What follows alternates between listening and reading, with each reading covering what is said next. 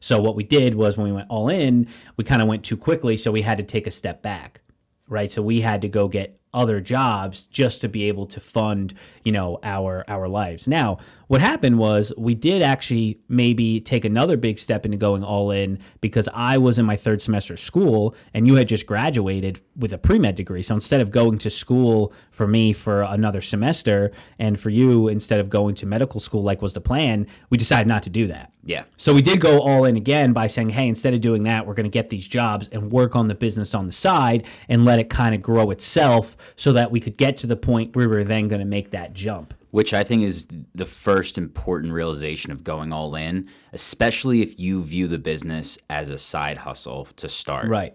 Because going all in when it's a side hustle means, yes, you're going to have to sacrifice going out on Friday night. Right. And you're going to have to sacrifice going, with your friends to go hang out on a Tuesday to watch the game. Mm-hmm. Like those are the things you are going to have to sacrifice. Yes. You do have to go all in that sense in terms of your free time. Right. So you have to have your stable income to support your life, and the going all in is the extra time. Yes. Right. For sure. Right. Yeah. It's the time. Exactly. You're not really subtracting all the time. What you're doing is just subtracting the free time, that you would be allocating to doing something else because you would work and go, do whatever you're going to do. Which we misunderstood or miscomprehended about going all in when we were first starting because we thought it meant cutting off everything. Right, which I don't think is the wrong thing if you have the resources and you have the ability and the aptitude, right? But we just didn't.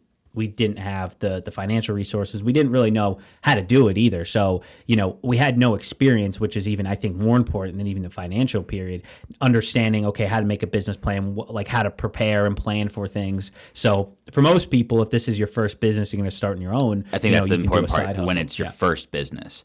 Because, Yeah. like you had mentioned before, if this is your second or third business, Yes. and you have all that experience under your belt, and you understand what it's like to have expenses and not have the cash flow to cover it and not freak out, being Yes. able to float to next month because you know that the work you're putting in now is going to pay off next month. Yeah, for sure. And everything else that goes into business ownership. Yeah. If you already have that experience with another endeavor, it's a lot easier to go all in right away because you know what to expect.